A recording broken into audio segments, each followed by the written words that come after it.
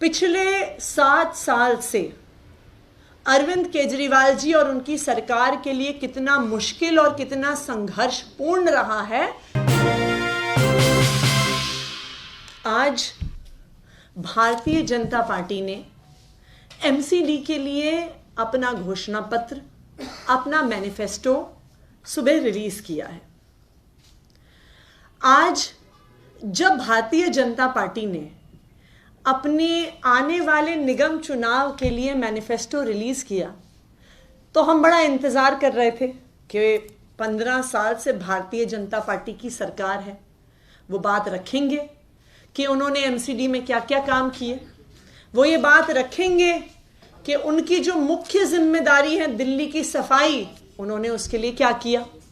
वो ये बात रखेंगे कि जो दिल्ली को 3 कूड़े के पहाड़ उन्होंने दिए हैं, उनका निपटारा करने के लिए उन्होंने क्या किया।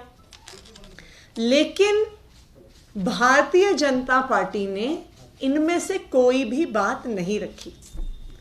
क्यों नहीं रखी?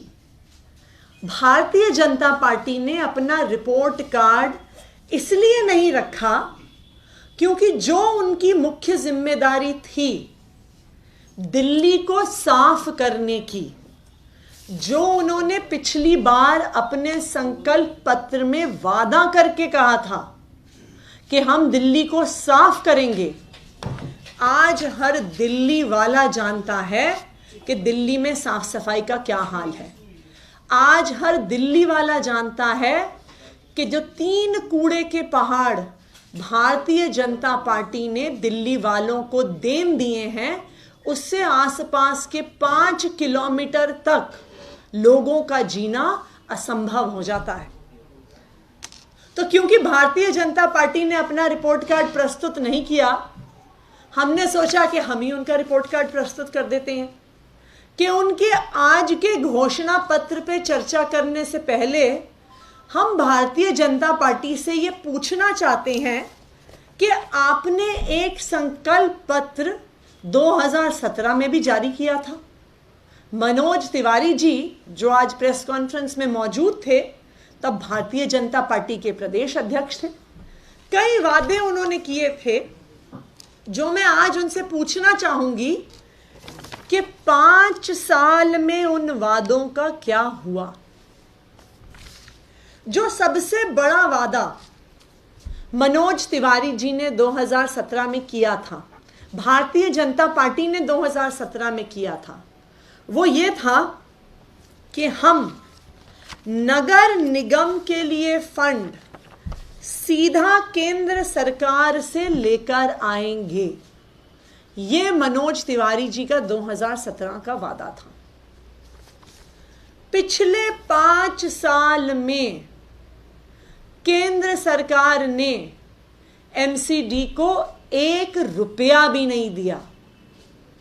मनोज तिवारी जी, आदेश गुप्ता जी, मैं आपसे पूछना चाहूंगी कि जो 5 साल पहले आपने वादा किया था दिल्ली की जनता को, जिस वादे के आधार पर दिल्ली की जनता ने आपको एमसीडी में चुन के भेजा था कि आप नगर निगम में केंद्र सरकार से पैसे लेके आएंगे, 1 पैसा नहीं आया, तो आज दिल्ली की जनता आप पे कैसे भरोसा कर सकती है। एक दूसरा महत्वपूर्ण वादा था कि हम दिल्ली को ढलाव मुक्त बनाएंगे, हम दिल्ली को साफ करेंगे। तो भारतीय जनता पार्टी ने सोचा कि हम ढलाव मुक्त दिल्ली को बनाने का उन्होंने एक यूनिक फॉर्मूला निकाला। उन्होंने कहा कि कूड़ा सिर्फ ढलाव में मत डालो, कूड़ा गली में डालो, कूड़ा मोहल्ले में डालो, कूड़ा फ्लाईओवर पे डालो, कूड़ा कॉलोनी के गेट पर डालो। कि हमने सिर्फ ढलाव में कूड़ा डालने का काम नहीं किया 5 साल में, हमने पूरी दिल्ली को कूड़ा कूड़ा करने का काम कर दिया है। आजकल हम लोग कूड़े पर जनसंवाद कर रहे हैं दिल्ली के अलग अलग हिस्सों में जाके।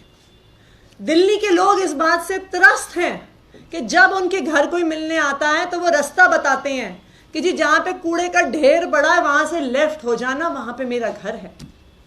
जहां पे कूड़ा सड़क पे पड़ा हुआ उससे 2 मकान छोड़ के मेरा घर है। मैं कहते हैं कि हम अपने जान पहचान वालों को इस तरह से रास्ता बताते हैं। तो भारतीय जनता पार्टी ने ढलाव मुक्त दिल्ली देने के बजाय कचरा युक्त दिल्ली पूरी दिल्ली वालों को दिया है पिछले 5 साल में।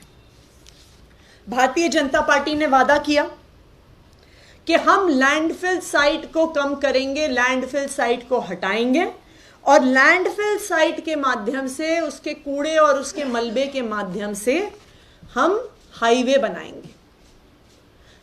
आज कुतुब मीनार से ऊंचे हो गए हैं दिल्ली के कूड़े के पहाड़। 1 साल पहले भलसवा के कूड़े के पहाड़ का एक हिस्सा टूट के गिर जाने से कई लोगों की मौत हो गई। 2 दिन पहले गाजीपुर में जनता को बेवकूफ बनाने के लिए कूड़े की लेवलिंग करके उसको छुपाने के लिए जो प्रयास भारतीय जनता पार्टी ने किया, वहां से लैंडफिल साइट के बगल की मंडी की दीवार टूट गई, किसी की जान भी जा सकती थी। जहां पर कूड़े के पहाड़ हैं वहां पे 5 किलोमीटर तक बदबू आती है, पानी प्रदूषित है, बीमारियां होती हैं। भारतीय जनता पार्टी तो 5 साल पहले लिख के चली गई कि हम इन कूड़े के पहाड़ों को हटाएंगे, लेकिन आज सब दिल्ली वाले देख रहे हैं कि आपने 3 कूड़े के पहाड़ तो हटाए नहीं, लेकिन 16 नए कूड़े के पहाड़ बनाने का आपने पूरा प्लान बना लिया। भारतीय जनता पार्टी ने एक और वादा किया था कि हम दिल्ली के सभी मार्केट्स में रात को क्लीनिंग करेंगे कि पूरे मार्केट एरिया सुबह सुबह चमक रहे होंगे, साफ सुथरे होंगे। मेरे ख्याल से इस पे तो कोई कहने की जरूरत ही नहीं है। चाहे आप रात में जाइए, चाहे आप दिन में जाइए, चाहे आप सुबह जाइए, चाहे आप शाम को जाइए, दिल्ली के किसी भी बाजार में सिर्फ कूड़ा कूड़ा कूड़ा दिखता है। कूड़े की वजह से गंदगी, कूड़े की वजह से बदबू आज दिल्ली के बड़े से बड़े मार्केट एरिया में देखने को मिलती है। भारतीय जनता पार्टी ने पिछली बार एक और वादा किया था कि हम कोई नया कर नहीं लगाएंगे। तो उन्होंने सोचा कि हमने तो लिख दिया है कि नया कर नहीं लगाएंगे, तो अब हम पैसा कैसे खाएंगे। तो उन्होंने एग्जिस्टिंग प्रॉपर्टी टैक्सेस को 34% बढ़ा दिया। पहले साउथ एमसीडी में बढ़ाया, फिर नॉर्थ एमसीडी और ईस्ट एमसीडी में आम आदमी पार्टी के विरोध की वजह से बढ़ा नहीं पाए। लेकिन जैसे ही तीनों एमसीडी का यूनिफिकेशन हुआ, पूरी एमसीडी में, चाहे वो जो ईस्ट का हिस्सा हो, नॉर्थ का हिस्सा हो, साउथ का हिस्सा हो, उसमें 34% प्रॉपर्टी टैक्स को बढ़ाया गया। ना सिर्फ इतना, म्यूटेशन के चार्जेस बढ़ाए गए, एजुकेशन का सेस लगाया गया।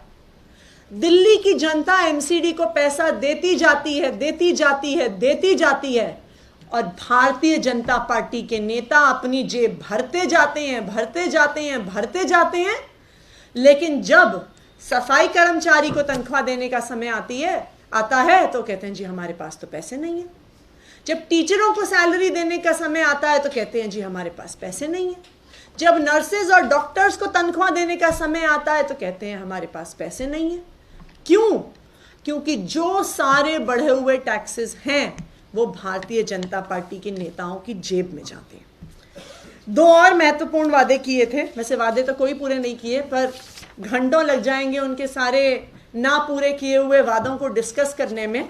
बस 2 और उनके वादे में हाईलाइट करना चाहूंगी।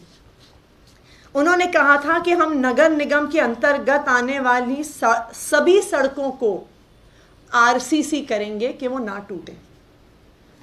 आज आप दिल्ली के किसी भी हिस्से में चले जाइए, जहां जहां पर भी एमसीडी की सड़कें हैं, वहां सड़कें नहीं हैं, वहां सिर्फ गड्ढे हैं। वहां पे गड्ढे ज्यादा, सड़क कम है। आज आप दिल्ली के किसी हिस्से में जाइए तो हर एमसीडी की सड़क, वो जैसे एक जमाने में ये अप्पू घर में रोलर कोस्टर होते थे, वैसे ही उसी हालात में किसी भी गाड़ी को एमसीडी की सड़कों पर लेके जाने पर वही एक्सपीरियंस आता है जो अम्यूजमेंट पार्क में रोलर कोस्टर में आता है, क्योंकि वहां पे गड्ढे ज्यादा और सड़क कम है। उन्हें आजकल लोग एमसीडी की सड़कें नहीं कहते हैं, उन्हें दिल्ली के लोग एमसीडी के गड्ढे कहते हैं। और एक और इम्पॉर्टेंट वादा कि उन्होंने कहा था कि हम एमसीडी के सारे पार्क्स को विश्व स्तरीय बनाएंगे।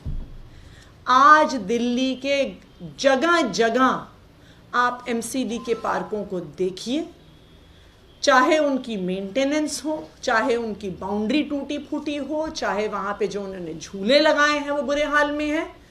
आज अगर दिल्ली के किसी पार्क में झूले लगे हैं, जिम लगे हैं, अच्छी बाउंड्री बनी है, अच्छा गेट बना है, वो आम आदमी पार्टी के विधायकों के विधायक फंड द्वारा किया गया है। तो आज जब भारतीय जनता पार्टी अपना घोषणा पत्र जारी करती है तो मुझे लगता है कि दिल्ली की जनता बस एक सवाल पूछ रही है कि ये संकल्प पत्र जो आपने 2017 में जारी किया था, जब उस संकल्प पत्र का एक भी वादा नहीं पूरा हुआ, तो आज हम आपकी एक बात पर भी कैसे विश्वास कर सकते हैं। आज दिल्ली की जनता ने अपना मन बना लिया है कि इस बार 4 दिसंबर के चुनाव में वो भारतीय जनता पार्टी को नगर निगम से बाहर कर अरविंद केजरीवाल जी को भी एमसीडी में लाना चाहते हैं कि जिस तरह से बिजली, पानी, स्कूल, अस्पताल, मोहल्ला क्लिनिक, महिलाओं के लिए फ्री बस यात्रा, बुजुर्गों के लिए फ्री तीर्थ यात्रा अरविंद केजरीवाल जी ने दी है, उसी तरह से एमसीडी में भी अगर कोई एक व्यक्ति सुधार कर सकता है तो वो अरविंद केजरीवाल है। अगर दिल्ली को कोई एक व्यक्ति साफ कर सकता है तो वो अरविंद केजरीवाल है। धन्यवाद। मैम, आपने सारी बातें तो गिना दी, लेकिन आप एमसीडी में अभी तक आप ये नहीं बता पाए कि आप लोग क्या होगा अगर आप लोग आ गए तो। इतनी सारी चीजें आपने उनकी कमियां तो गिनाई थी। देखिए, भारतीय जनता पार्टी की पिछले 15 साल से एमसीडी में सरकार है। जब आम आदमी पार्टी 2020 में दिल्ली विधानसभा चुनाव लड़ने गई थी, हमने सबसे पहले चुनावी कैंपेन शुरू होने से पहले हमने सबसे पहले अपना रिपोर्ट कार्ड रिलीज किया था। हमने रिपोर्ट कार्ड रिलीज करके दिखाया था कि हमने 5 साल में क्या क्या काम करके दिखाए। अरविंद केजरीवाल जी ने हर मंच से बोला कि अगर मैंने काम किया है तो मुझे वोट दो, वरना मुझे वोट मत दो। मैं भारतीय जनता पार्टी को चैलेंज करना चाहती हूं कि उनके किसी नेता में हिम्मत है तो वो आके बोले कि अगर हमने एमसीडी में काम किया है तो हमें वोट दो, वरना हमें वोट मत दो। अगर हमने दिल्ली को साफ किया है तो हमें वोट दो, वरना हमें वोट मत दो। अगर हमने एमसीडी से भ्रष्टाचार को हटाया है तो हमें वोट दो, वरना हमें वोट मत दो। आज किसी भारतीय जनता पार्टी के नेता की हिम्मत नहीं है, क्योंकि उन्हें पता है कि दिल्ली में इतनी गंदगी है, दिल्ली के हर गली में कूड़ा कूड़ा है, दिल्ली में कूड़े के पहाड़ हैं और एमसीडी के भ्रष्टाचार से लोग परेशान हैं। अरविंद केजरीवाल जी एमसीडी की अपनी 10 गारंटीज कल दिल्ली की जनता के सामने रखेंगे। अपना ब्लूप्रिंट वो दिल्ली की जनता के सामने रखेंगे। लेकिन मैं आपको ये भी बता दूं कि दिल्ली की जनता को ऑलरेडी भरोसा है कि अगर केजरीवाल जी एमसीडी में आ गए तो जो एमसीडी की भी सारी समस्याएं हैं उनका वो समाधान कर देंगे। भारतीय जनता पार्टी की 2014 से केंद्र की सरकार है। मैं भारतीय जनता पार्टी से पूछना चाहूंगी कि दिल्ली में लाखों लोग जो झुग्गियों में रहते हैं वो उसका ब्यौरा दे दें कि जब से 2014 में वो केंद्र सरकार में आए हैं और डीडीए उनके हाथ में आई है कि जो दिल्ली की तकरीबन 50 से 60 लाख झुग्गियों की आबादी है, उस आबादी में से कितने प्रतिशत लोगों को उन्होंने 2014 से लेकर 2022 8 साल में 39 लाख लोगों में से कितने लोगों को घर दिया है, ये भारतीय जनता पार्टी बता दे। इससे हटकर एक सवाल है। एक और मनीष सिसोदिया ने फाइल किया है जिसमें उन्होंने कहा है कि जो नए एमपी आए हैं वो काम काफ़ी ज़्यादा रोक रहे हैं, बहुत मुश्किल हो गया है काम करना, अधिकारी फ़ोन नहीं उठाते हैं, मीटिंग में नहीं आते हैं, तो क्या बहुत ज़्यादा मुश्किल हालात से गुजर रही है सरकार? देखिए, ये तो बिल्कुल स्पष्ट है कि जब से ये नए एलजी आए हैं, पहले दिन से माननीय एलजी महोदय ने दिल्ली सरकार के अधिकार क्षेत्र में हस्तक्षेप करने का, अड़ंगा डालने का कोई भी मौका नहीं छोड़ा है। उन्होंने कोई भी कसर नहीं छोड़ी। चाहे अफसरों को जो दिल्ली जल बोर्ड के हों, शिक्षा विभाग के हों, स्वास्थ्य विभाग के हों, डीटीसी विभाग के हों, जो सारे विभाग सुप्रीम कोर्ट की कॉन्स्टिट्यूशन बेंच के निर्णय के आधार पर दिल्ली की चुनी हुई सरकार के अधीन आते हैं, उनको रोज रोज मीटिंग्स में बुलाया जाता है, उनको डराया जाता है, उनको धमकाया जाता है।